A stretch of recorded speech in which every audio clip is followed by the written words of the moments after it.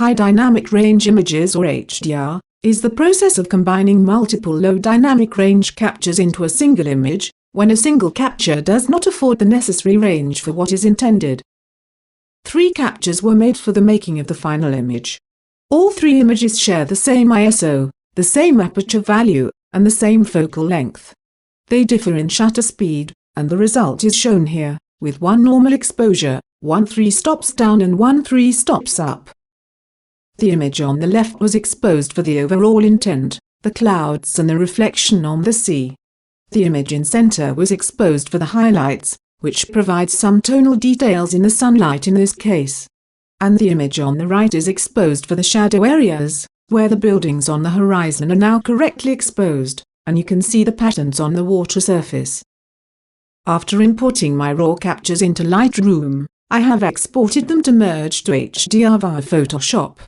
I used to use Photomatix for this, but lately I have been using Photoshop because it was easier for my workflow.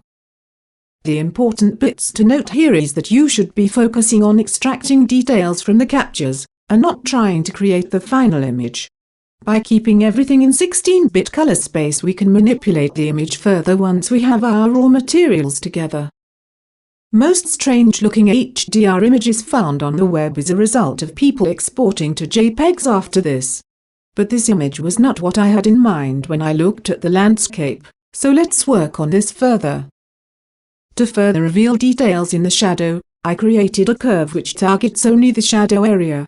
Shown here in the layer blending options, you can see that I have targeted the curve adjustment to only affect a graduated area. If I do not do this, the sunlight would have been overexposed again. Also note that I am using the lab color mode inside Photoshop. This allows me to work with the luminance, or lightness, separated from the color, AB channels. After I am satisfied with the shadow overall contrast, I work with the overall luminance contrast for the overall image. Obviously, the curve shown here is specific to this image. Now I created a layer mask with a basic gradient fill so I can use the curve to adjust the tonal contrast for the sky. Then I do the same for the water area. Note that at this point this image is very similar to the 0 EV capture. No surprises there. This was what I saw when I photographed this photo. I do HDR not for effect, but just so that I can have some details on the shadow area. At this point you see that really there is not much color to this scene. In fact, there's stand to distract the overall image, so I removed it. Here, since I have been working in lab mode, I just quickly removed the color channels or just removed the color saturation. If I work with images filled with color, I usually would use the channel mixer in RGB mode or use the black and white tweaking modules inside Lightroom. But as you can see, there is not much color in this image to start with, so I can simply just remove the color saturation.